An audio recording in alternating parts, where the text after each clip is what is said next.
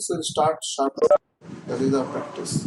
Okay. Warm welcome in session, all the participants. Many of you are joining first time in our this webinar, and there are many people who are joining. They have attended our past sessions also. It was a quite a long journey. So once the lockdown phase started in India, we thought what to do. We are all sitting at home. We thought let us refresh ourselves in the latest trend of tools, technology to adapt this kind of new normal situations. So in that context, last 3 weeks we are conducting this series. Today webinar. So it was a quite wonderful journey where we have discussed many different things starting from business continuity, enterprise risk management, endpoint detection and response, mobile device management, cloud adoption, cloud security, many different kind of tools and technology and interesting things. It was wonderful with active participation from the audience. So in that journey, today's session is also very interesting. We have Dr. Charu Malhotra with us. She is holding 30 years kind of experience in software, e-governance and cyber security. Her core areas of interest includes participatory governance, smart cities and digital villages, data protection and privacy, cyber security, emerging technologies in public domain, etc. From here, I'll pass the button to Dr. Malhotra so that she can introduce herself and take us through the journey and today's context. Thank you. Over to you, Dr. Chair.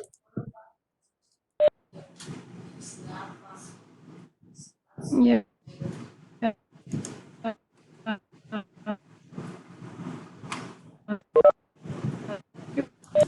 Your voice is breaking. It is not properly.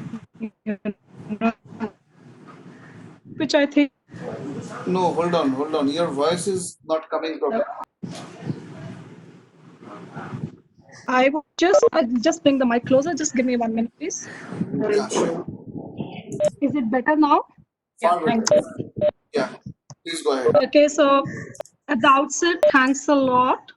And I would also like to share with you is that my institute also joins you in thanking all the organizers, including your own organization, for permitting IAPA to use this platform to share with you the kind of basics which I think all citizens should be aware of.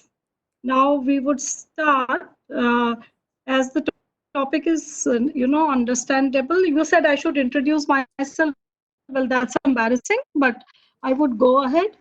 It has been 30 long years of journey from technology to socio-technology context, and I am quite humbled to say that a lot of organizations, both global and national, have trusted me, including universities, civil society, etc. And the laurels which came my way are actually by the virtue of a teamwork, which my beautiful organization gives me.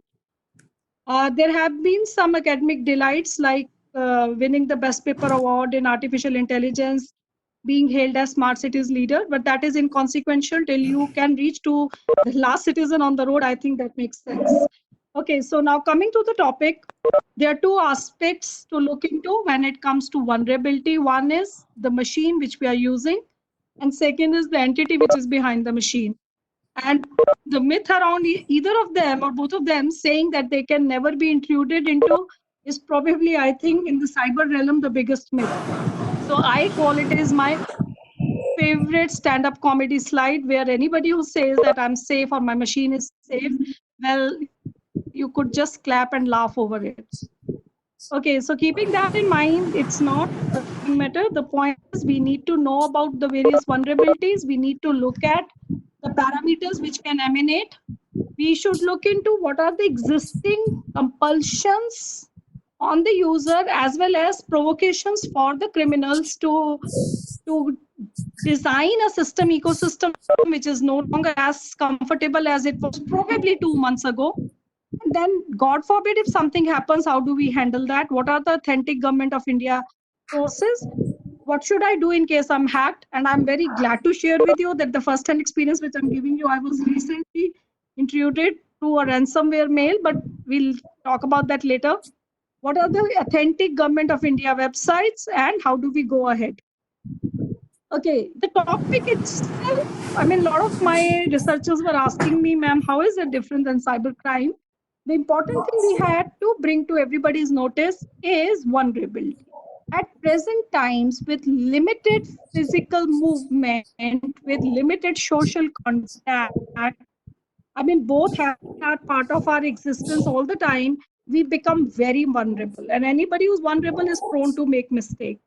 So that kind of vulnerability has pushed us against the wall, corner, and possibilities of making a mistake are higher, and that itself leads to cyber vulnerability, which leads to cyber crime, and hence everything around us in terms of cyber world becomes prone to be hacked, and hence the need of cyber carefulness. More than that, what I want to bring to your notice through this particular thing is the new way we have to work, we have to study from home, work from home, staying in touch with your relatives.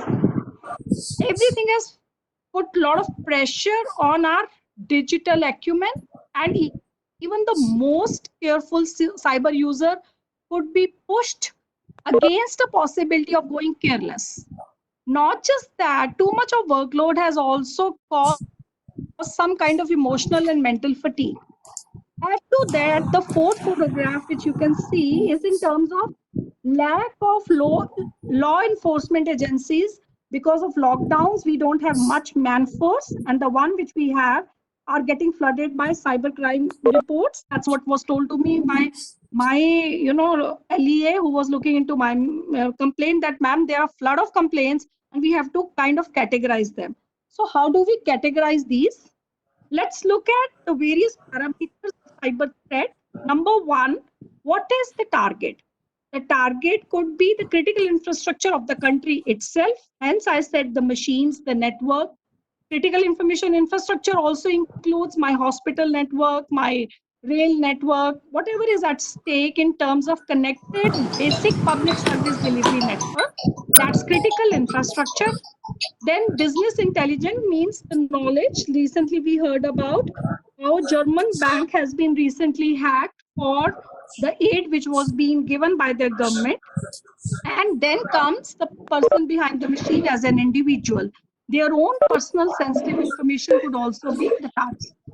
Now, what these days motive these days or any other day for a cyber criminal is to stop the service or to put parties at loggerheads with each other, or simple financial frauds, which are most popularly seen now. More than financial frauds, as I was going through some research documents, even other aspects of social castration like pornography, etc., has become very common these days. The actors or people who could be called as hackers or mischievous elements could be the country itself against each other, two countries against each other, group of independent criminals or hacker groups, or malicious insiders.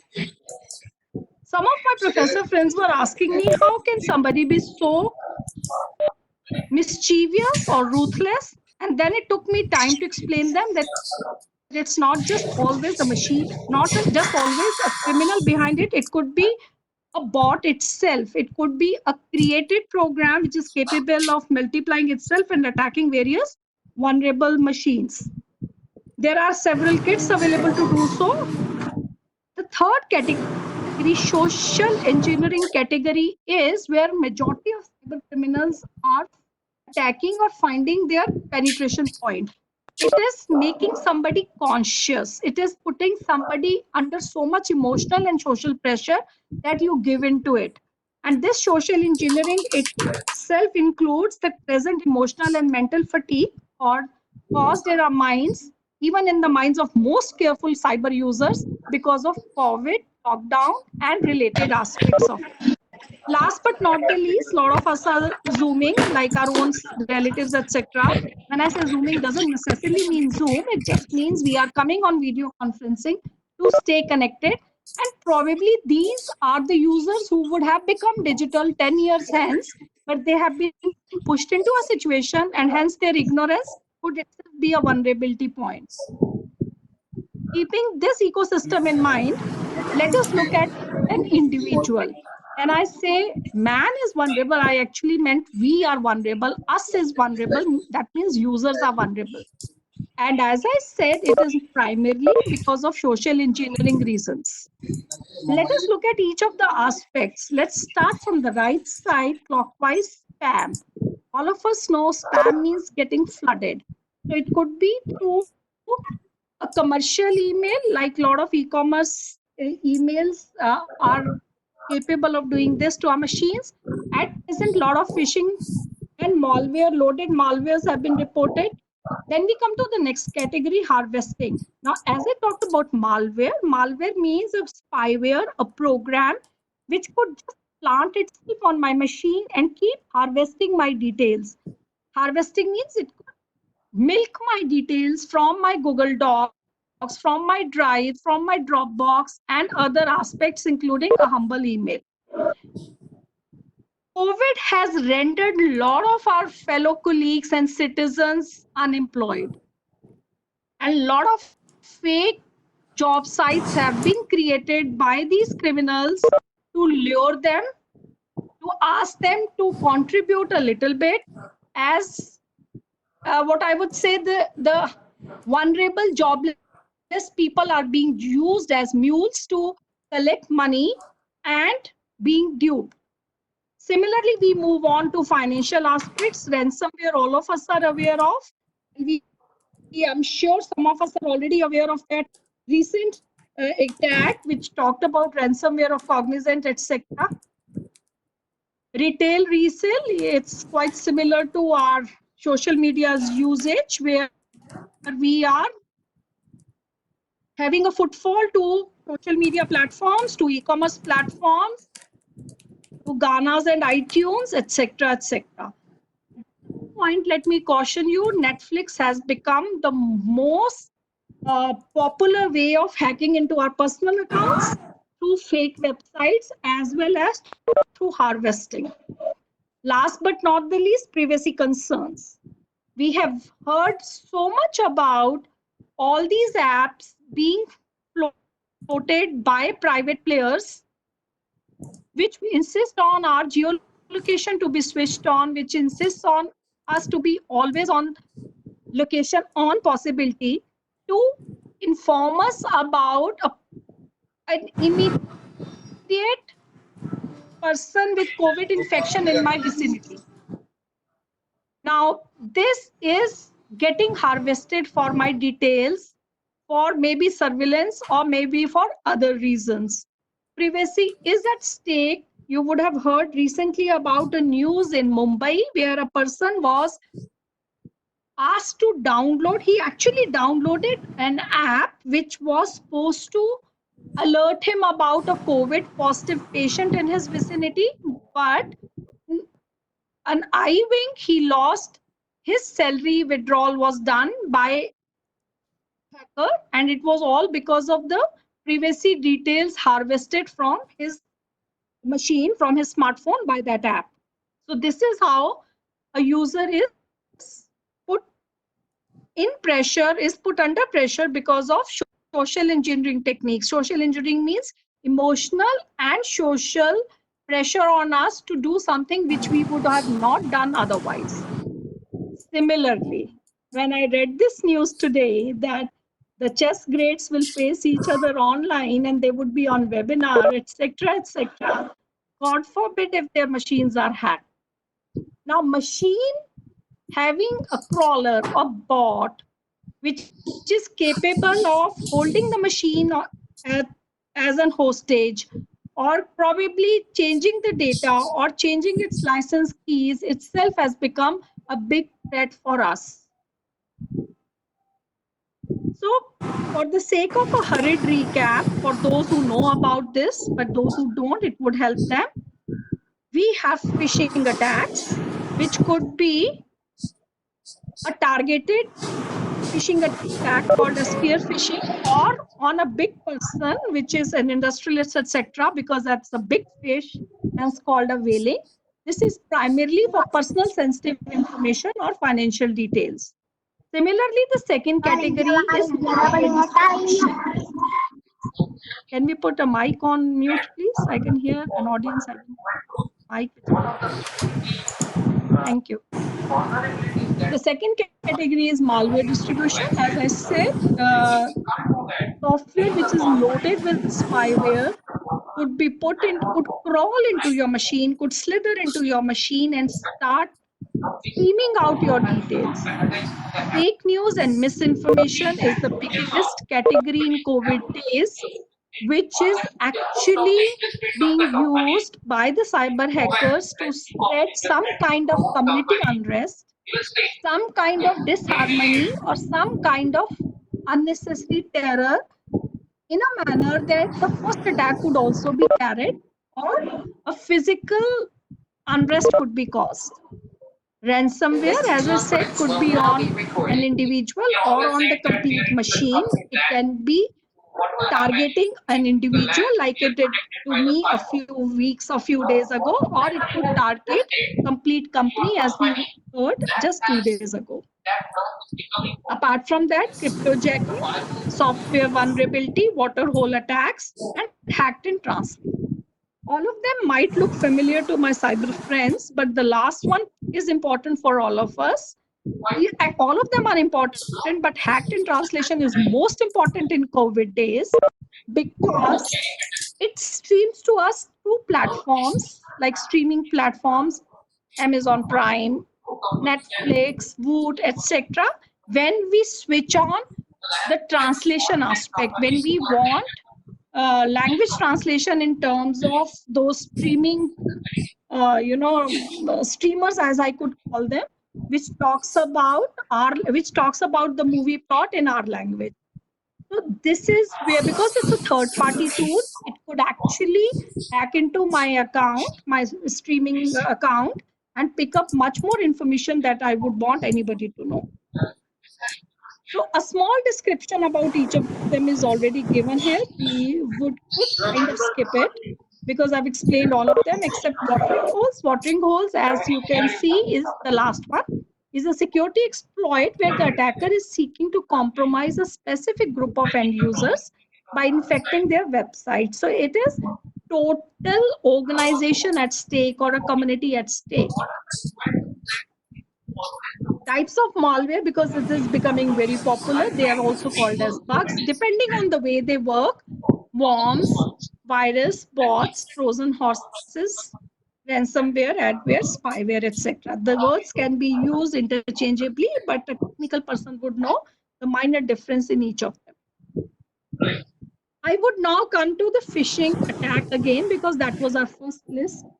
In phishing attack, the personal information is being asked to confirm. Like one of my colleagues, I'm sharing the real screenshot for that. I took her permission to do that.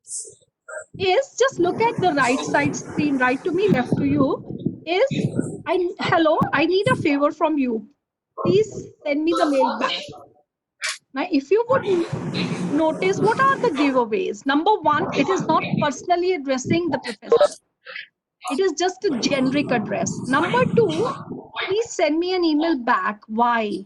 Because if you would go to the ID of this individual, the ID label is the same, but actually it's an Outlook email. If you would go through the email address given or IP address given, which is again, it was using an VPN or some proxy, which was not the right address. So what are the giveaways? Number one, it's the generic address. Number two, it's asking us to email back. Why? Because if something is really important or urgent or genuine, you could have said it here itself. Last but not the least, it's not there in this instance, but if you come to the other side, the green portion, this kind of mail would be prone to a lot of grammatical errors as well. You would find spelling mistakes, you would find, because it's probably been written by somebody who could hack well, but didn't go to a good school. I'm sorry, I didn't mean it as a pun, but I just want my audience to be. So and in several cases, it would have attachments, URL, read more, a PDF to download, which itself could be either a loaded malware or it would be taking you to another site, which could be a phishing site. More about malwares, if you would go through this, you would find Google has recently pointed out 18 million daily malware and phishing emails. I don't know how they got this data, but this is what they claim. Zoom app, all of us have known, has been vulnerable to cyber attacks, and we've got already an advisory to not use it. Let me share with my audience here. Yesterday itself, some of my cyber friends from Digital Forensic Group was saying this mail is actually not from CERT. This advisory is also not from CERT, and that big companies are trying to create an unnecessary pressure on the minds of people because Zoom stakes have gone very high. So there's so many possibilities of, a crime. It could be phishing, it could be a malware which gets loaded onto your machine, it could be a fake news, etc. When it comes to fake news, fake gyan is all around us. You have medicines which are being sold, which can cure.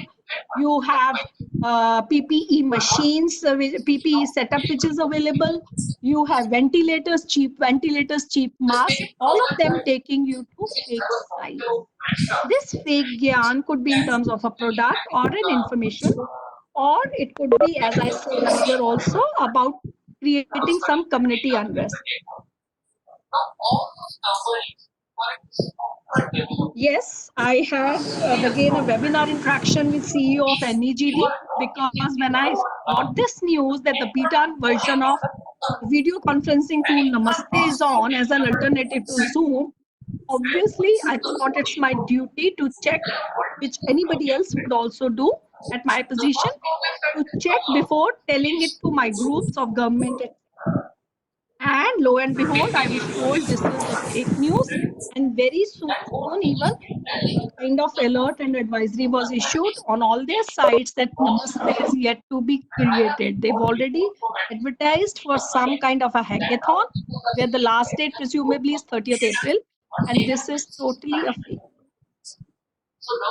Similarly, fake news about Netflix and Disney Plus sites. These are fake websites, as I said. They are offering you free accounts, they're offering you free movies available. Please be very wary of them before at least you click. Cyberbullying, something which I did not find many of the cyber experts talking about, but some, personal, what I would say, personal cases came to me, and I was surprised that the amount of embarrassing bullying which is happening to one category and community of people who resemble Chinese is indeed very unfortunate. This cyberbullying could be in terms of trolls, memes, etc., or simple email posts or social media posts. Zoom bombing. As you can see to the right in the image, there are leakages to a conversation which was happening between two entities. Some kind of mischievous elements, some kind of mischievous graphics emerged and popped up on the screen. This is called as Zoom bombing, and that is how Zoom earned its bad name. Ransomware is everywhere. As I said, this ransomware I wanted to draw your attention to. You can see it's directly addressed to me. Some of my friends asked me to hide my name, but I wanted to really share with you. It can happen to anybody. If you think I can't be hacked, this is probably the biggest illusion. Because if you've not been hacked till now, you'll be hacked very short by tomorrow or day after, on a week or a year or so. Why? Because of the vulnerabilities I just discussed. So ransomware, coming back to the topic, the kind which you could see in the mail inbox is putting somebody in pressure that you've been witness for something and you better pay me some amount. What petrify even a confident cyber user is the password. You would find in these emails, the ransomware mails, the password which you can see next to my name had been actually my password. Now imagine if somebody sees that at midnight when you're doing your office work from home, gives you boundaries of weekends or days and nights, you are already tired. And this is what happened to me.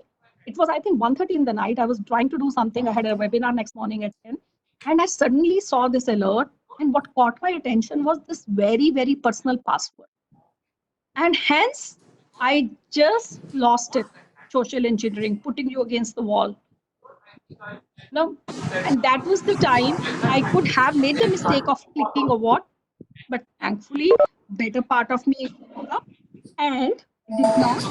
I knew what to do, and I'm going to share with you what to do. You report it as phishing. You block this state, and you take a dump. You immediately report to 100 or call up and write to your local thana or cybercrime portal, etc. So what I'm trying to say, it can be as sensitive as this, where some information is right and the rest is totally wrong. And these kind of threats have come, as you would have seen, you would have heard, Calcutta executives have been working from home using Zoom, have got some threats.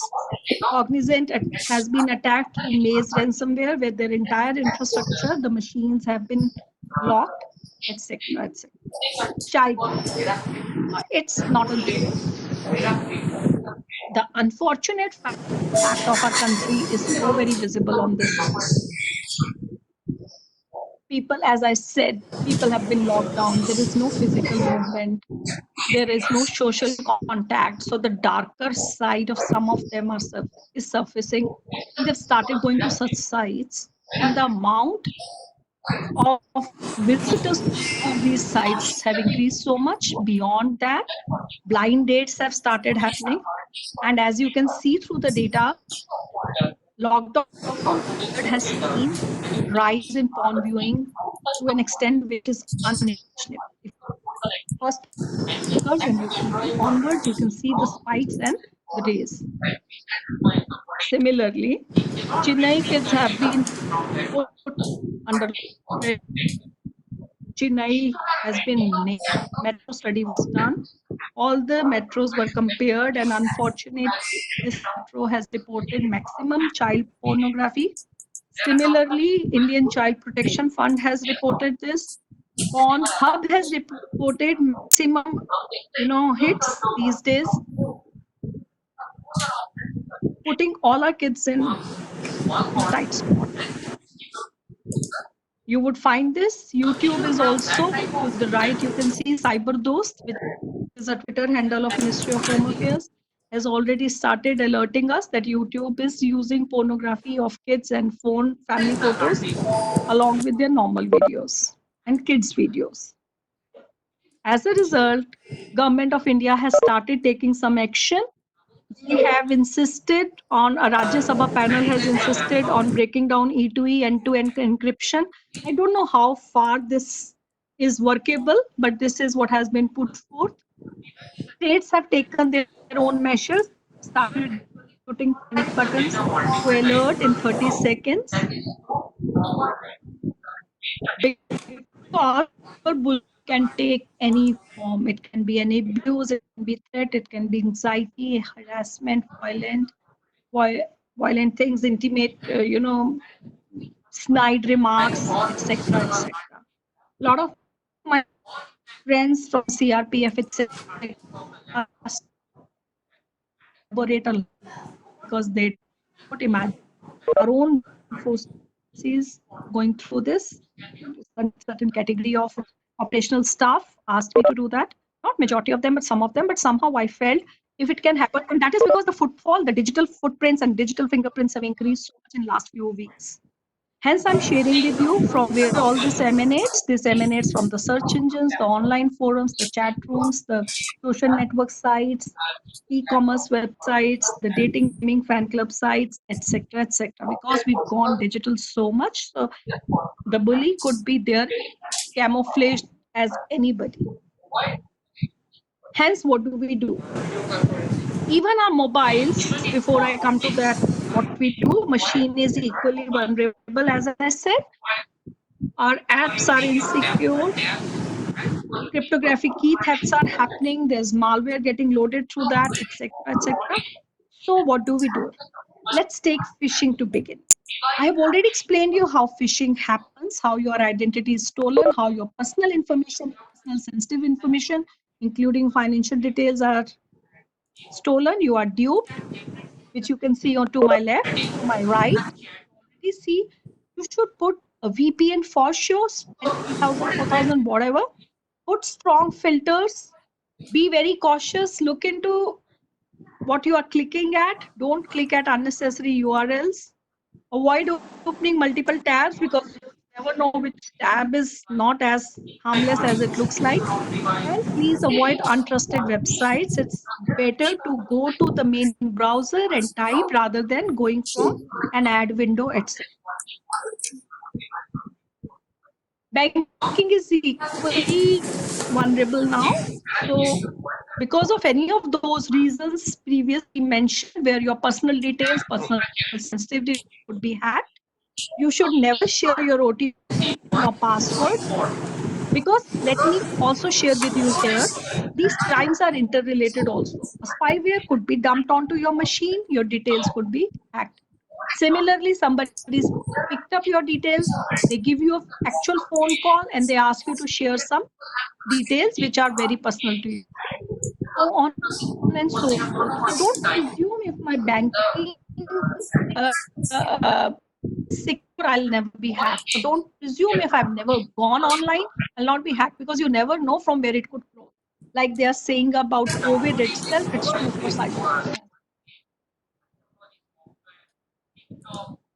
Basic mobile hygiene is very, very important because man and machine both are vulnerable.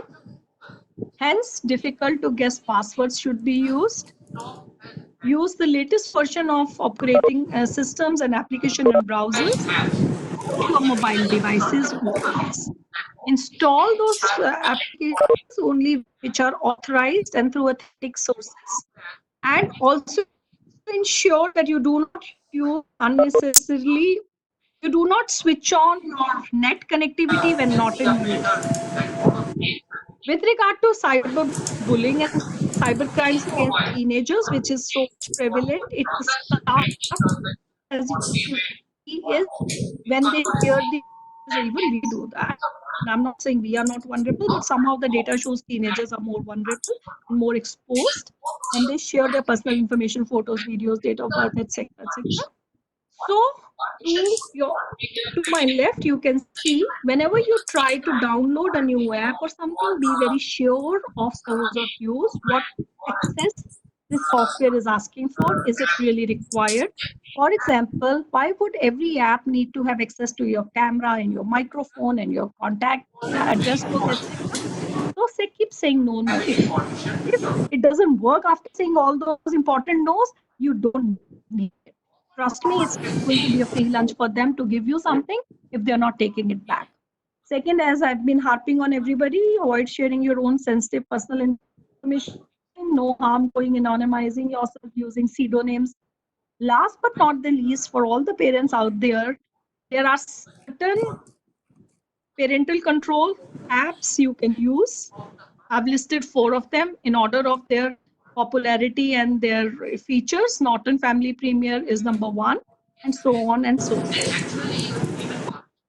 In case you're bullied on the machine or by social media or any other thing, I think first thing all of us must do, which we initially forget to do, is to actually report onto that social media platform itself, Instagram, Twitter, Facebook. All of them have special provisions of restricting or blocking or reporting a mischievous, attack or a mail or an activity. With regard to women and child, UNICEF itself has come out with 24/7 team now, especially these days, where you can send them anonymous reports and you can request for help. For government employees out there, there is a Chakravyuh in a positive sense, which I always like to share with government officials and with all of you as well. It has been downloaded from NIC's CERT website. You can see that at the end of the slide. It gives you all do's and don'ts. The first one, don't root or jailbreak your mobile phone.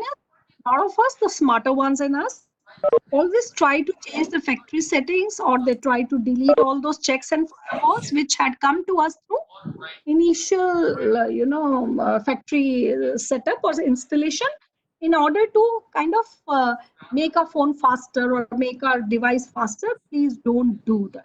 They are there for a purpose. Don't undermine them.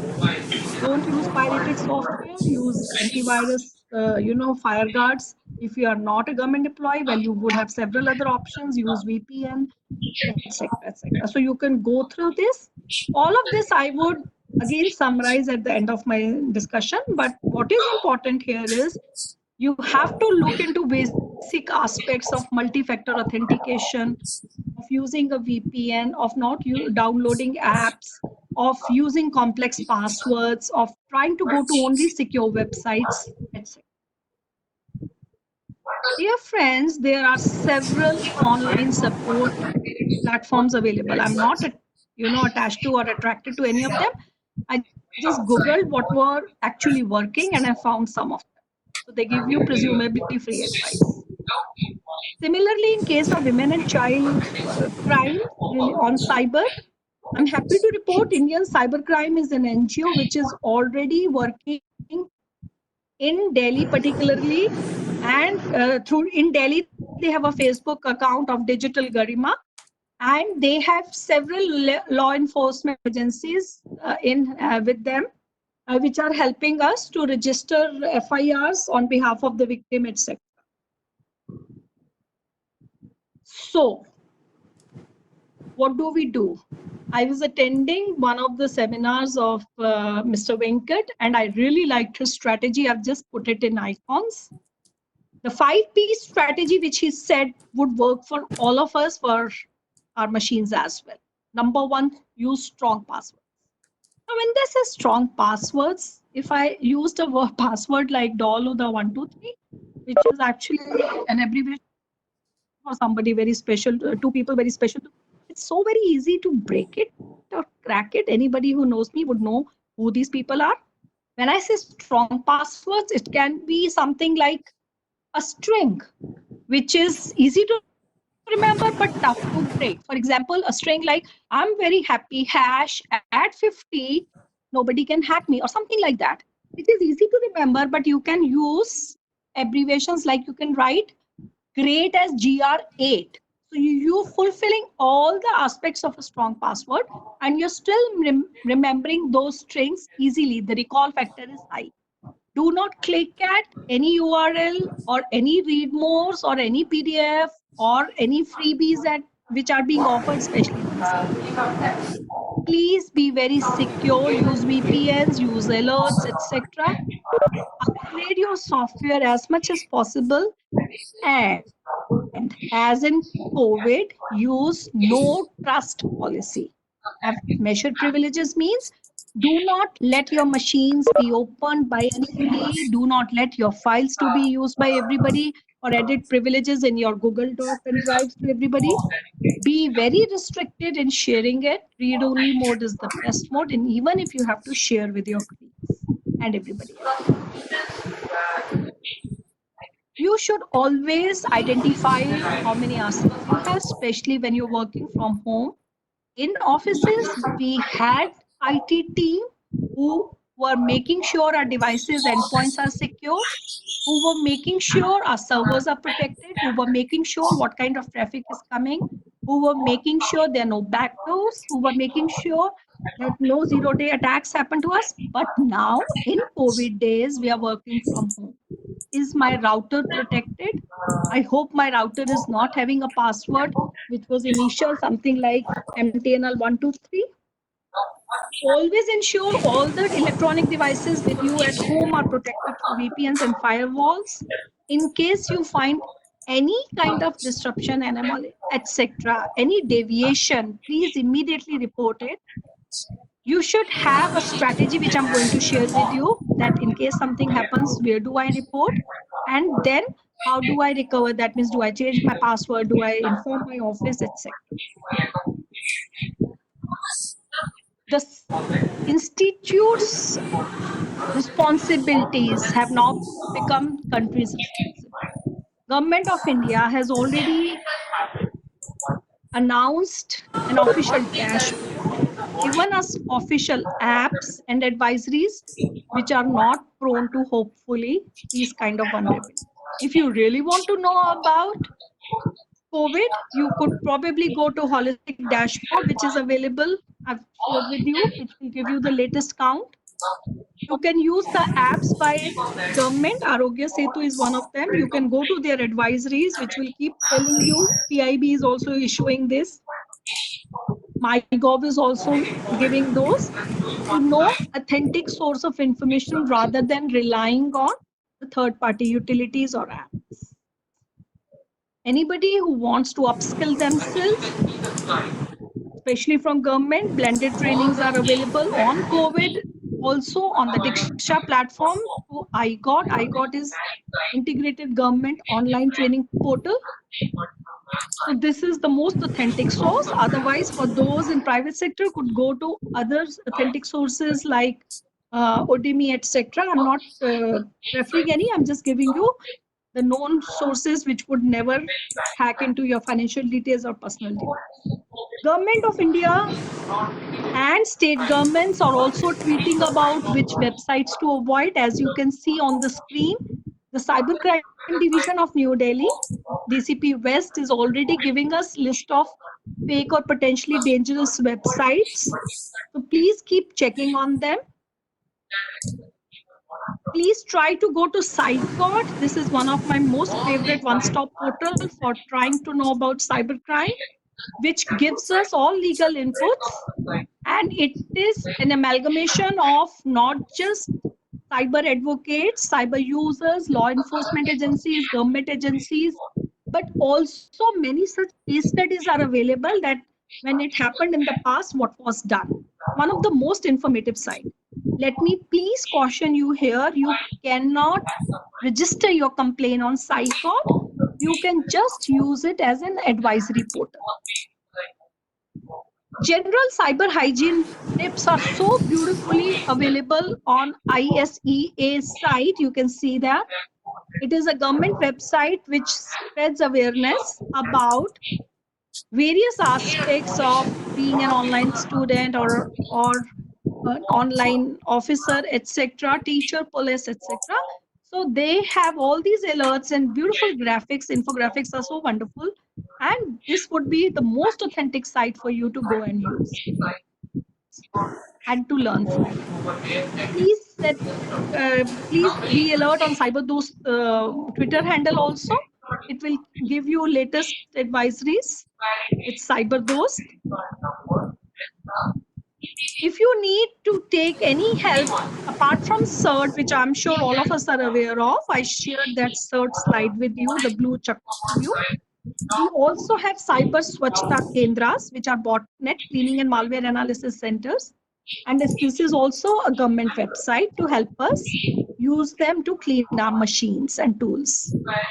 Apart from that, several initiatives have been taken by DSCI, etc., to train people and give them enough cyber basic information free of cost. Now we come to, if despite all this a complaint happens, where do I go? Look at the first block. You go to cybercrime.gov.in or dial 100. They would automatically route your complaint to the local cybercrime cell in the district. If there is none, to the local thana. While writing your complaint, come to the second block. You please address it to head of the cybercrime cell. How to write a complaint, etc. When you are hacked or there is some kind of threat, you could take the information from SciCourt. While doing all this, please do not forget there is zero FIR for cyber rights, which means you don't have to wait for the right thana. You don't have to report your crime from the venue or the state of the crime. You could be anywhere else and you could report your crime from any other place. And most cyber crimes, the ones which are having punishment beyond 3 years, are cognizable offenses. That means no arrest warrants are required to arrest the. So you should know this. I was telling you about cybercrime.gov.in. It is one of the most wonderful national level portal where you can report your crime. It automatically routes you to the right place. While writing the complaint, I've explained you everything, but yet my researchers have put it so systematically for you. You please write an application in the name of head of the cybercrime cell, and you should give all your information, including name, address, email address, telephone number, etc. If you have the soft copy of the dump, a screenshot, or your email dump, you should please safeguard it and share it with the authorities. They would always use this to track the IP or to understand to understand the possibility of identifying the hacker. So I have shared my complaint copy with you just to share with you that how do you write. In my case, apart from putting it in cybercrime.gov.in, I also decided to put it in 100. When I did that, I noted all the shikayat numbers, which means complaint numbers, and the reference numbers of cybercrime.gov.in. And to be doubly sure, I wrote to the local Thana directly in a hard copy duly signed by me. If you would read this complaint to the right side, it's dated, it is addressed well, it has got all the references, it is giving you the subject of the kind of crime which has been committed, it is giving the background of the victim, and it is explaining everything in small, simple bullets. It is also attaching all necessary documents while putting this complaint. So this makes the job very easy for the cyber authorities and the related law enforcement authorities. To sum it up, dear friends, what we are doing for COVID, we should also do for ourselves when it comes to digital world or cyber world. I remember hearing Lieutenant General Pant in one of the webinars where he said the endpoint is not your machine or your device. The endpoint is your mind, which is so very true. If I'm alert on my digital device, I'm taking all the precautions, I'm not clicking agree, I'm trying to have all the safeguard mechanisms around me, the firewalls and the VPNs and strong passwords, and I'm aware of what to do and when to do, the chances of my getting hacked are very less. Therefore, you should please know, as I said, Lieutenant General Rajesh Pant is more worried about our own responsibility in our minds. It is also important for us to know that Supreme Court of India has already insisted on using this central portal as source of information for all. Therefore, in these times, it is very important to be very safe and to empower people around us about possibilities which could make them vulnerable, and the kind of care they should take to ensure they are not necessarily put in a tight spot. I would like to thank all of you, and let me share with you this presentation might look like a cakewalk, but efforts of the entire team headed by Dr. Rashmi, Mr. Aniket Basu, Shilpa, and Ruchi tried gleaning everything from public domain to help us create this for all of you. Thanks a lot. Thank you. Thank you, Dr. Charu. I think a lot of people are asking a lot of queries in the chat box. I'll take from the last. Yeah, please. Yeah, Praveen is saying, are there any checks which we can periodically carry out to confirm our PC gadgets are not hacked? Yeah, very simple. If your phone or your PC gadget or your desktop is working slower than ever, that is the first reason you should be alert. Second is when you are probably trying to do something and it just conks off, it just goes away. That means something suspicious is happening in the background. So these you should be very, very, very off. Slow device and unpredictable breakdown of the software you're working on. Okay. Amor, I think you have two questions. If you can unmute yourself and shoot your query. Yeah, please. Hi. Thanks a lot for such a nice session with covering so many different aspects. And yeah, the sextortion and all that is really, I was not aware that that's also happening because we are more from the technical cybersecurity. Yeah. So Yeah. my question is that I have heard several complaints from in my friends and people I know who have gone through online fraud of money being moved from their account. So then what is the natural thing is they go to the local police station where the bank account is, like the branch. So the local police station generally does not have anything to do with cyber security. They just have guns and they have lathi. So for online stuff, what they say is that only the commissioner's office can do whatever for them. Local Thana doesn't take any complaint. So I think so that is how it works out everywhere, or Yes, I'm sure. No. I'm sure you're right, because probably staying in Delhi, we cannot fathom this kind of a possibility, but it is actually correct. I have trained several SHOs, but probably in a remote place, it's not there. And this kind of facility and this kind of awareness in thanas are not there. That is why cybercrime.gov.in is the best. And if you want, I'll also share a cybercrime cell list for each of the districts. We already have several, I think around 30 cybercrime cells have been set up across districts also. So this Okay, individual great. could probably then, apart from writing to the cybercrime, which is a national portal, can also route the complaint to the local of the district.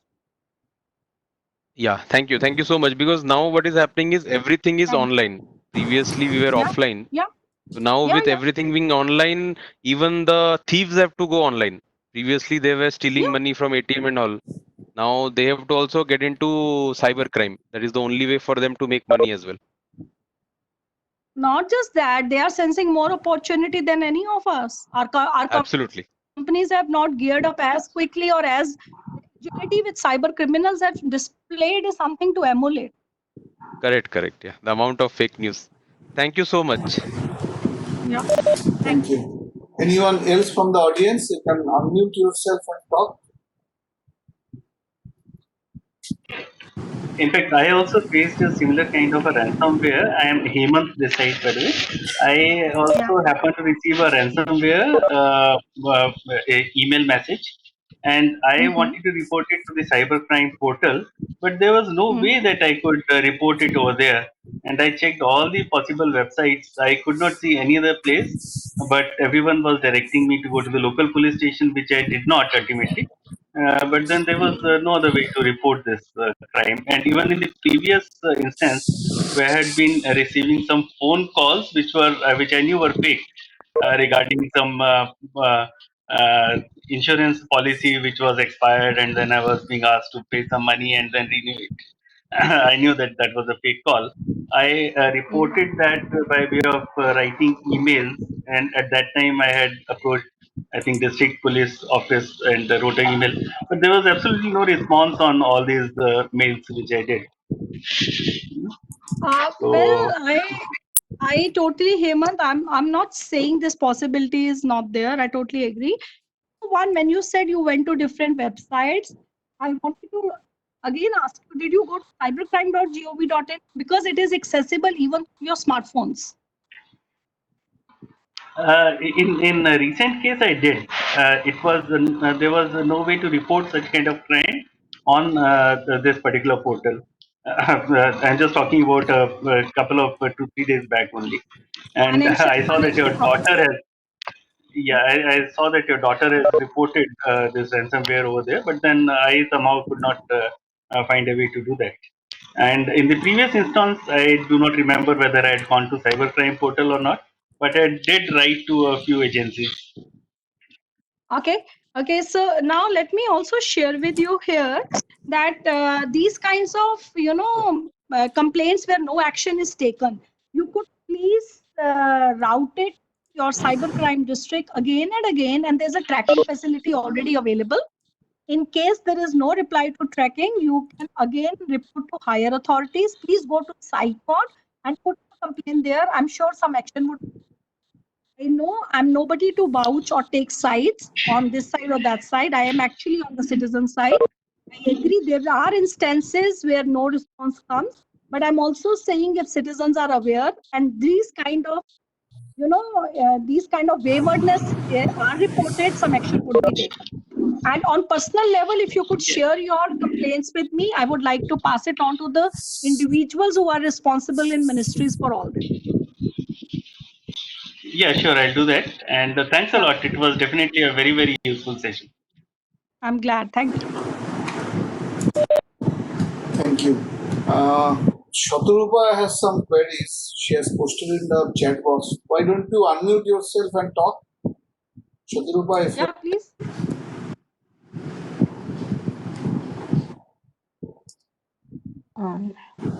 yeah, please go ahead. I don't know, it's not getting me. Satrupa, Hello? we can hear you. Yeah, hello. You're audible. Yeah. Hi. Yes. Hello, ma'am. Actually, I have this query, ma'am. When we were having this forum meet, one of the cyber officials who's heading our cyber police cyber official, said that some distorting like cyberbullying and thing was happening in Facebook. And when a complaint was registered, they had taken a suo motu cognizance, okay, the cyber police, and contacted the Facebook for the relevant actions. But they were met with actually nothing, no reply, nothing. All they received was that we cannot share or disclose or we cannot put down.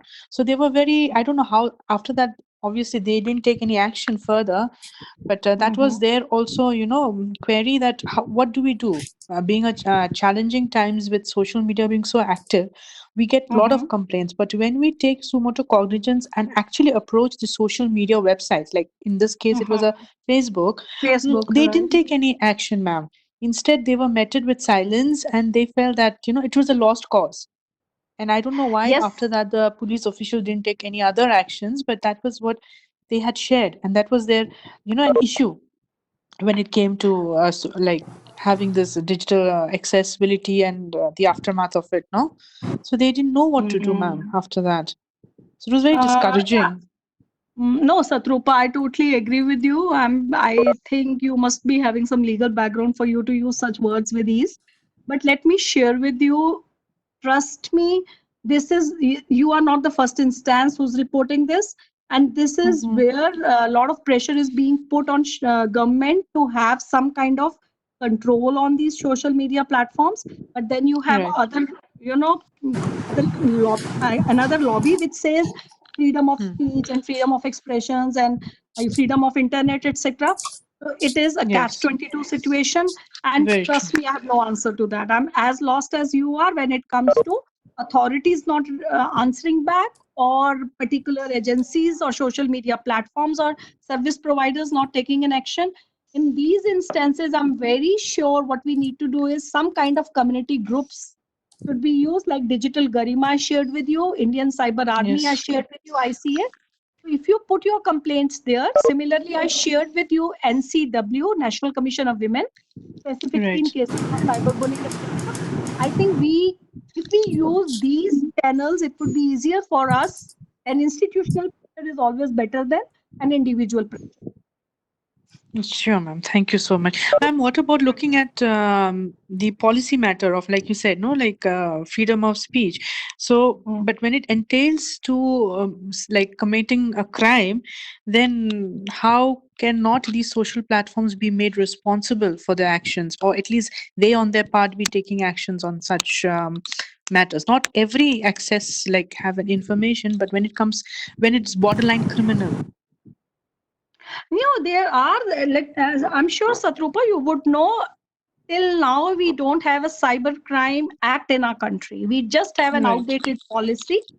And Sure. the certain reforms have been done recently, and the debates are on, and citizen consultation rounds are on.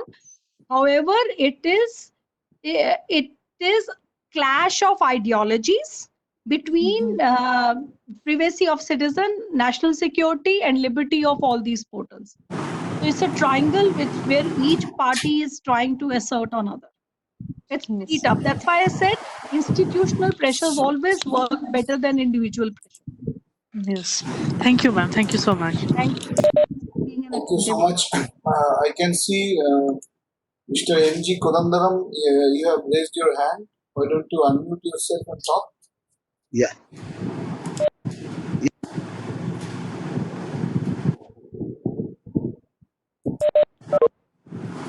Yeah. Please go ahead. You are muted. I have unmuted you. Please unmute yourself and talk. Your voice was coming. Now, is it coming, sir? Yeah, it's fine. Loud Are and clear. you able to listen to me now? Yeah, absolutely. Yeah. I'm Kodandaram from Bangalore. See, we are always talking about the blacking of the website, things like that. We never reach to the perpetrator of the crime. Is there any effort to find out the crime, create the perpetrators of crime, and to take legal action on them in person? Otherwise, this is a never-ending story. And use of the cyber mechanisms for running our society will be only a hoax creator or a fake news creator. So, any efforts are being done to identify these criminals and take action in the traditional way on those criminals, maybe in our country or outside the country? Whether any efforts are being made? That's my question. No, please, sir, your question stems from a lot of emotional frustration, which is totally understandable. All of us go through that kind of pain when any crime happens, physical or cyber. But if you would recall, I shared with you, it is not just one person. It could be an agency. It could be a country. Please look at attack actors. It can be one other. I'm sure you are aware of two warring countries. I would not like to name those countries against each other. Number two, there are groups or gang of criminals and groups. It's not one person. There can not. And sir, as I said to another of my audience members, cyber criminals are more effective in certain instances than cyber warriors. And they also use advanced techniques. They could be stemming out from dark web, darknet. They could be using VPNs to hide or mask their identity. Depending on the nature of it, efforts are made by those relevant agencies to nab them. For instance, in my case, when I was able to safeguard myself, I did not click at any link, did not pass on any information or pay anything. Why would I expect law enforcement agencies to take my on priority basis when probably countries, cyber security is at risk? I'm just giving you an example of country versus individual. So depending on the priorities of the cybercrime attack, actions are definitely taken by those agencies. The only unfortunate point is, we as citizens do not know whom to approach in this case and how to frame our complaint. And this was the purpose of this session, that you should write better, you should know whom to reach unto, how to track it, how to follow it. And then I'm sure if we are also persistent, criminals will definitely be put behind bars. The whole problem is lack of sensitization in minds of people who are using digital devices. And that is why we get frustrated, we give up, we get distracted by mundane responsibilities, and we don't follow up our complaints. In majority of the cases, that is the reason the criminal goes away scot-free. Yeah. Yeah. Thank you, madam. It was very informative. Thank you, sir.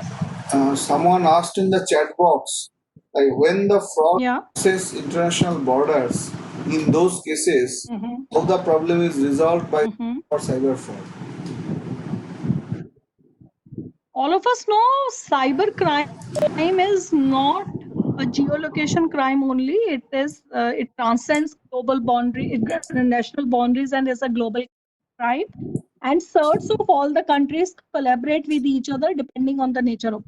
We have an agency called as CERT. It is at national level. We have state level CERTs also.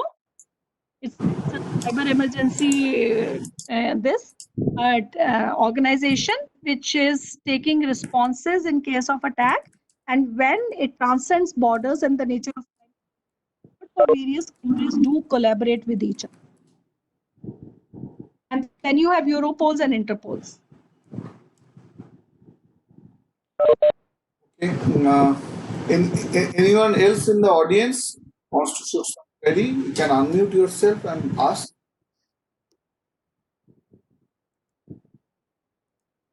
Anyone having any further queries? Otherwise, we are in the This is Amar again, since nobody else is asking any question. So Charu ma'am, I would like to quote this. When like we were teenagers, at that time there was no internet. So our parents used to check where we are going, with whom we are hanging out, and who are our friends, and also so that was the physical way of checking with whom we are associating. Right. And if we are with wrong guys, wrong girls, then we were told by our parents, teacher, neighbor, whoever. But now that the whole world has gone digital, and now all the teenagers have swanky iPhones, and they are in all social media platforms. They are doing, as you are saying, Zoom dating, blind dating, all that online. So now, my question to you is, for a parent who is already having to work in office and manage home and all that, all the activity along with it, how can they actually monitor what their teenagers are doing online, and how to keep a tab whether they are on the right, or should we move them out of social media completely, like how there are rules for teenagers, you can't go this place. So similarly, should we move them out of social media? Means what is the way forward? Because digital is the way forward. There is no other choice. So how to handle this situation? No, I'm sure you are a young parent. It's very simple. If you would look at the screen now, I have given certain parental control software and apps which you can install on the devices of your children. They can be bought, like they are not very expensive, something like 6,000 to 10,000. And apart from that, you can please connect the search history to your own emails. You would actually get the information on, you can connect their, this device to your own emails, and you can keep mirroring what they are seeing on your own machines. It's very simple. And please don't stop them from using social media. Of course, the right age is very important. Let's follow the stipulated age of going on social media, which is 18 years and above. So below that, definitely you can be a strict parent of not letting them use that.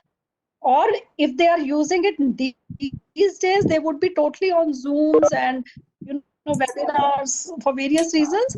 Then please, there's no harm peeping onto their screens for some time without their knowing it, and ensuring that they are actually doing what they were supposed to do and nothing beyond that. So it is a combination of physical, checks and software checks, which will ensure that the cyber hygiene is maintained. Apart from that, dear friend, I'm actually almost your parents' age. Let me share with you, having friendship with your kids, which is a social phenomena and an emotional bonding, is much more important and interesting, where you can explain them the possibilities and what to do and what not to do. I have a different slide for school teachers. I can share that with you offline. And let me also share again a personal anecdote here. One of the kids of my own family members, he also fell trap to what is called as peer pressure to go on social media and do something which was unbelievingly wrong. And the only thing we did in this case was make him sit with a cyber lawyer and explain to the child what are the legal and social repercussions of this behavior. And trust me, that child is now one of the most well-behaved cyber child of the family. So you need to do all this. There is no escape. Like our parents would always monitor with whom we are sitting and going. And we were not permitted to go to tuitions all alone, I remember, etc. Now, as a modern parent, it is your responsibility to ensure that your child is given basic cyber lessons at home. What should they click, what they should not do, what all watch, what kind of information they should post, how should they anonymize themselves, etc., etc. Because if you're not a friend to your child, I have handled cases where kids have been on the verge of committing suicide because they were being cyberbullied, or their boyfriends turned avery and they kind of shared their personal details, social media platform, etc. It's only because there was no rapport between the parent and the child. So it's a combination you Right. have to use apart from the software which I just shared. Okay. Thanks. Thanks, Charu ma'am. Thank you. Thank Thank you. you. Anyone else from the audience want to ask something? Yeah, I'm Sandeep Shah. Yeah, please go ahead. Yes. Madam, thanks for sharing a wonderful presentation. One of my friend is his Thank you. laptop is hacked and criminals are demanding ransomware through Bitcoin. So, what should be the steps to be taken to resolve this issue? Has he been able to report this complaint? The first step should be he should report the No, complaint. he has not reported yet, but then because he is having a sensitive data in his laptop. Is the infrastructure locked? Sorry? Is the infrastructure locked, sir? Is the IT infrastructure locked? Yeah, laptop. It is only a personal laptop. No, sir. Is it locked? Is he able to access his files or not? Yeah, it is locked. It is locked. Yeah, then I think he has to report to cybercrime cell of the district or to cybercrime portal. And But then please, I would share all the. Sorry. it may take a longer time to resolve this issue, right? So, I mean, what is the There is no alternate shortcut way to of? ransomware. So, No. There is no shortcut to ransomware, sir. There is none at all. In certain instances, we do advise to pay some amount, which is in case of companies when there is huge amount of data at stake, but not for individuals at all. The only way out is to complain. There is no magical way to open the machine. So even if So I would like to add here. Was there a backup taken? Does he have any data backed up elsewhere, or no data? No backup taken ever. Backup was not there, but then hard disk was encrypted through a BitLogger actually.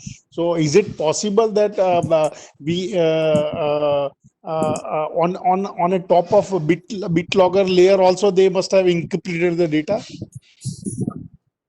Yeah. Main thing is, was a backup taken in the external hard drive? Backup was taken, but it was not an up-to-date backup actually. So Okay. So you have lost data in between. Yes. Okay, fine. Yeah, thank you. So I will have to report to the cybercrime the website, right? .gov.in. Yeah. Do either at the district cell, and please write to me separately. I'll give you inputs there as well. Sure.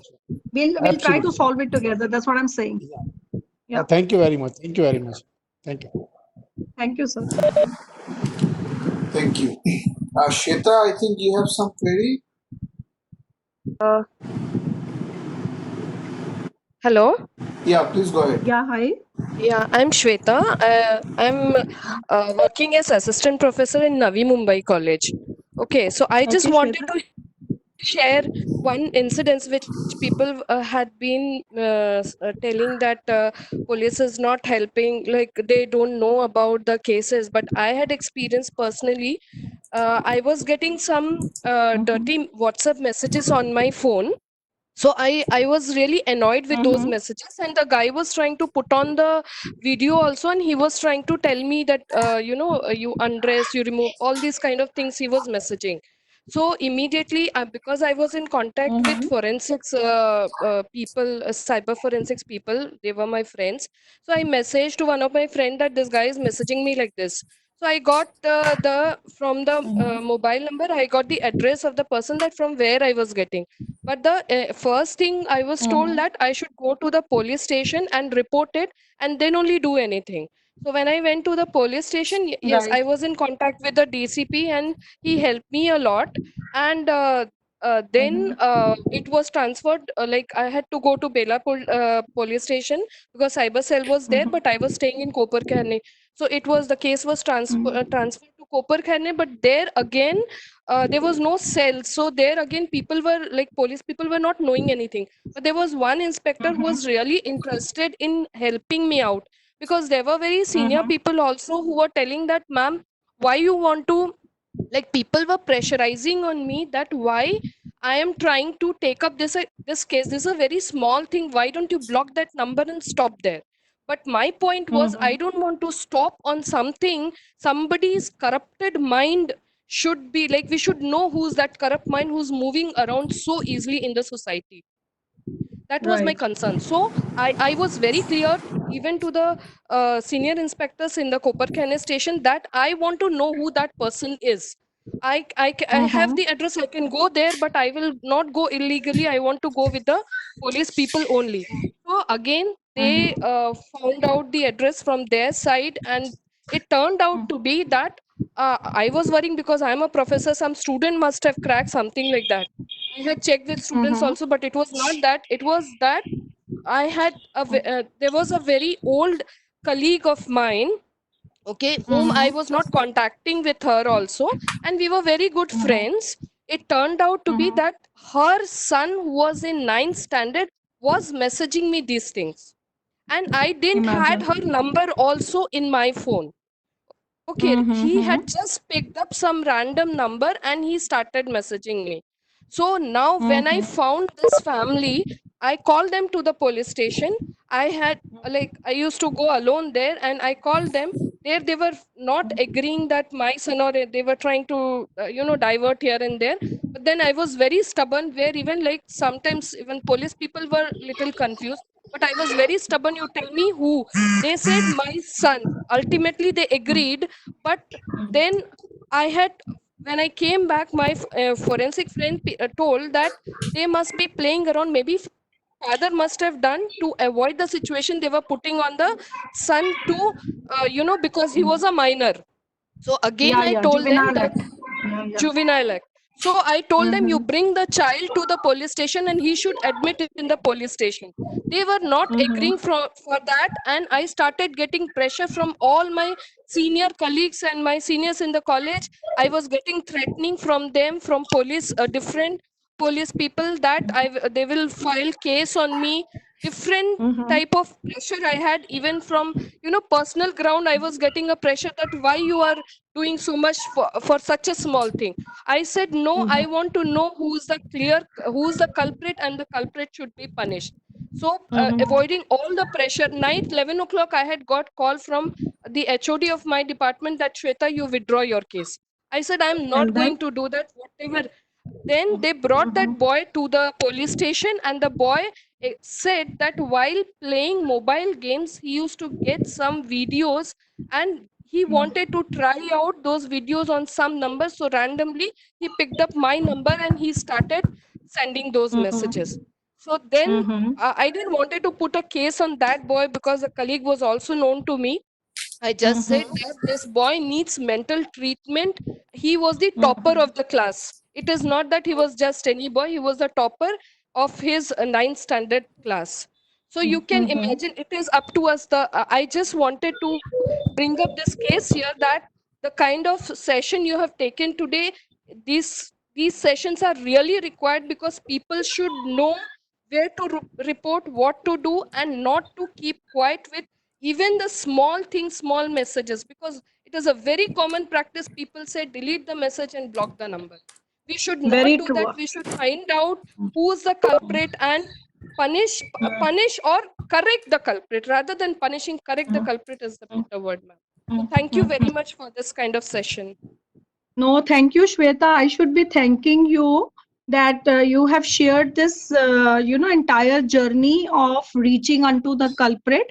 And you have also shared with you the kind of social pressure we fall unto when it comes to reporting a crime and taking it to its logical end. And this is where we make the mistake. Okay. Also, that is why, dear audience, I'm sharing with you again and again about Psychod platform. The least we can do, Shweta, and the other people who had asked me those questions were, Hemant, least we can do is to make sure that we put our complaint there in the Psychod portal. At least we will have some legal information available to us on our fingertips of what to do, when to do. We would have some backing. The entire problem in our whole situation, like Satrupa also mentioned, is lack of response from the other end. And that becomes more complicated when we as victims, leave it halfway through. Like this ransomware case, this ransomware case which sir talked about, there are many free utilities available to decrypt your, machines. And if we are able to use these free decryptors to retrieve your encrypted files, I wanted to share with you, I don't want to, distract the rest of the audience. It is quite likely that if his machine is up and moving, he will not even follow up his complaint. The emotional pressure, the social pressure is so high that we don't follow it up after some time. Right. So that your case study has actually, case story has shared with us the emotional and other physical resilience we should have to follow up our complaints. And through my session, I'm trying to please repeat, please put it on Psychod as much as possible, and keep sharing your stories with the right officers through authorized platforms, so that it reaches the right ears. Okay. Thank you, ma'am. Thank you very much. Thank you. Thank you. Thank you. Darshan, are you still there? He said he is having some problem. Money got deducted from the bank just. Yeah, hi, I'm there. Yeah. Yeah. Just tell me. Yeah. Please go ahead. So I got messages like half an hour back saying that amount has been deducted. I got 5 messages after 2 minutes of interval, and the amount is getting deducted from Google Proxima Beta. I tried Googling this, so it says that it is some some company who's running through PUBG Mobile game, and it gets auto deducted. And I have not linked this particular credit card to Google Pay or Paytm. It is not connected. And I got 2 messages saying 79 rupees got deducted. Then I got a message of rupees 158, and then I got a message of 553. And message almost looks genuine, the way we get when we do actual transaction. And also number has been provided, like if it's not you can call on this particular number for any queries. I have not dialed in that number because I'm not confident on that. Currently I'm trying to block my card first of all, so that further transactions don't happen. And rest I don't know, what should I do? Should I call your up own 100 bank? You should put your complaint in your own bank immediately. Okay. If you lodge your complaint with your own bank and it is proven that you did not do anything, willingly or knowingly, your money would be reimbursed. It's the liability of the bank to reimburse you this money. Okay. And thirdly is that please put it on cybercrime.gov.in. And also, again, as I told other people also, please share this complaint with me. For each of these crimes, the steps are different. The primed the credit cards. It's actually a Jamtara kind of scenario, which Yeah, I've has seen happened to you. Yeah, it has happened to one of my friends. Were similar, totally similar. The only thing at that point was they were using TeamViewer to get connected to the phone and user OTPs, etc. check your code. So Yeah. it is something similar, but of a little more advanced type, because in this case, I believe there's been no call connect. There has been no sharing of OTPs and CVVs. Nothing, direct a I message think, dropping by. no, I think there has been some loaded malware which has infected your machine. It's an iOS device I have, and Yeah. even in my laptop, I have not used this credit card to that extent. Like even for shopping websites or so, I just use it one time. I don't save my card. So And there was no such app as TikTok, etc. on your machine. I'm sorry, but no, that is. no, and it's fine. It's fine to us, but no, I don't have any account on such applications. No, you have sure. to please report to the bank. Immediately Sure, report to your bank. Your money I'll will do get refunded. I'll share with you all the steps. Just share your. You can get my email from this. Write me a mail. I'll share all the steps with you as well. Just a minute. I'm just getting it on the screen. You can see my email, charumalhotra@gmail.com. Yeah, got it. Yeah. So Charu is with double R. Yeah. Just give me a mail and I'll share all the steps with you what to do. And I'll share with the host also, so that if anybody else is keen, they can go through that for ransomware as well as for this. Sure. Sure. Anyone? I'll do one thing. I'll just call the bank and I'll first of all block and tell them the entire thing, and then I'll mail you immediately. And please also keep the dump of the screenshots where the money is deducted is noted. No, I'm sorry. Can you repeat, please?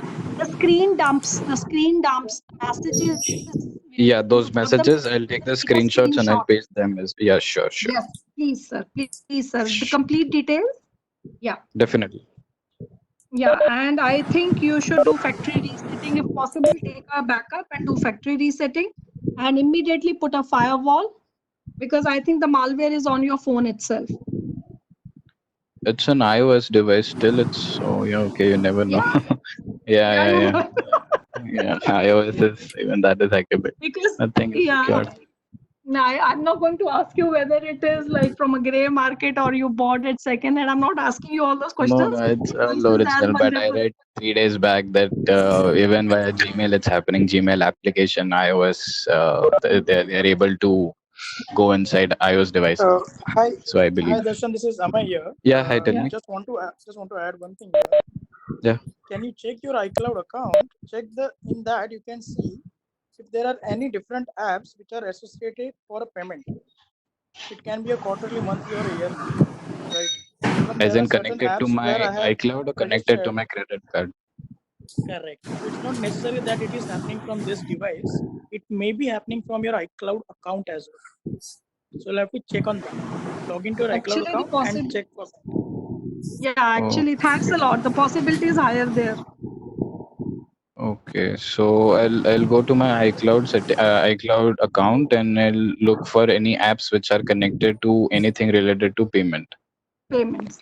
That was a very good clue. Thanks a lot. Okay, I'll do it right away. Yeah. Sure. Thank you so much. I can see someone named SS. I don't have full name. So you have raised your hand. If you can unmute yourself and shoot your query.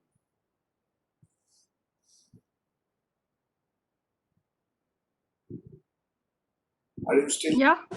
Otherwise, anyone else from the audience, if you are having any queries, otherwise we are in the verge of conclusion. Anyone from the audience having any queries?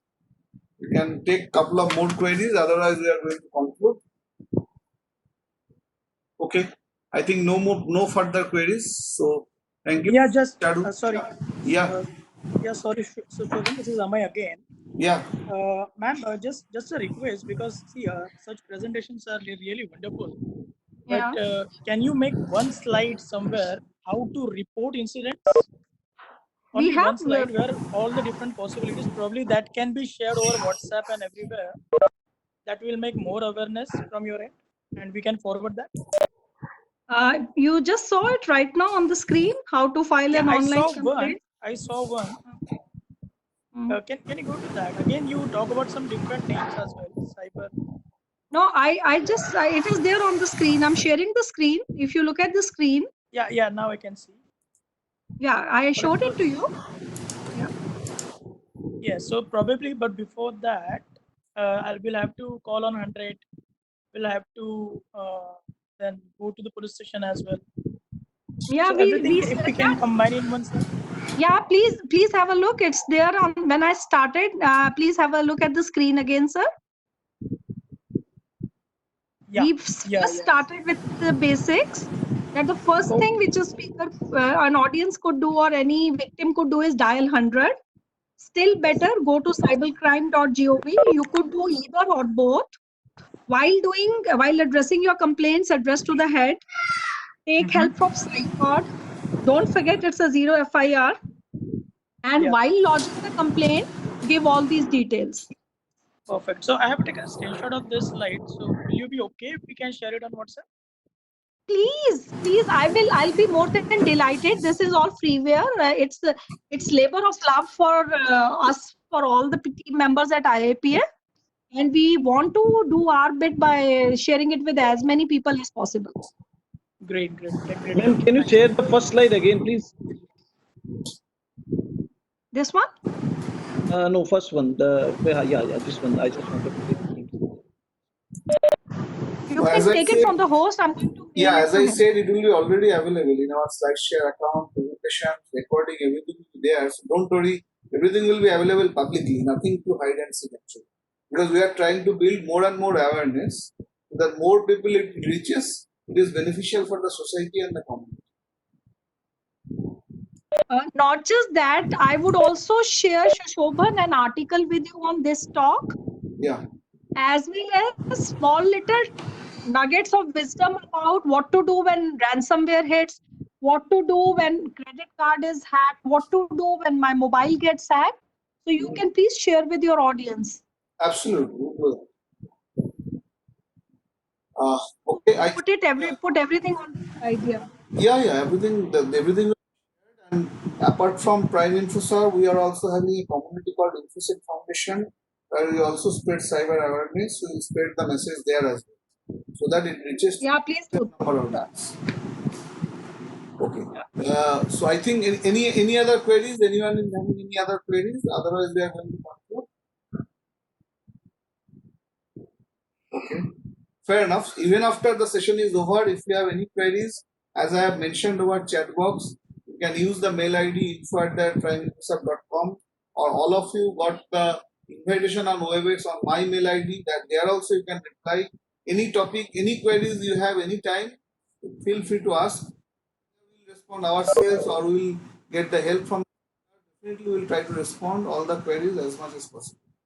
So thank you, Dr. Charu, for your wonderful session, for giving your insight, for making the audience aware about the trend and variables. So, and thank you, audience, for your active participation. Look forward for your future involvement also, because the webinar series is ending today with the 19th version of it today. So we'll come back with some other series some other time. Keep you posted. As I said, all the sessions, everything, recording, presentation, everything is available on our online social media. So please stay tuned and look forward having you together in the next time. Thank you. Thank you, Mr. Mukherjee, for choosing IAPA and me, and thanks a lot for wonderful audience. I've never felt as involved as in this webinar, not even on a face-to-face class. And I would particularly like to thank all those who vocalized their cases. I would be more than willing to look into them from academic perspective as well as from the perspective of a government officer, and pass it on to the right authorities and put some pressure and kind of report them in my papers and articles, so that such cases are not neglected in future. Thanks a lot. Thank you. Absolutely. Thank you. And lots of thanks to my own team members who did not sleep preparing the slides. these slides. So they also need to be applauded for that. Thank you Yeah. to the entire team of your IIT. Yes, sir. Dr. Rashmi, Mr. Aniket, Ms. Shilpa, and Ms. Ruchi. All Yeah. four did not sleep last night trying to put together from various. We had almost 15 presentations from where we had to create one. So, Sure. Wonderful. Thanks, Dr. Charu and IFPI team. This is Sudipto Biswas from Prime Info, sir. thank you, sir. Thanks a lot. Thank you for the session, Dr. Charu, ma'am. It is great.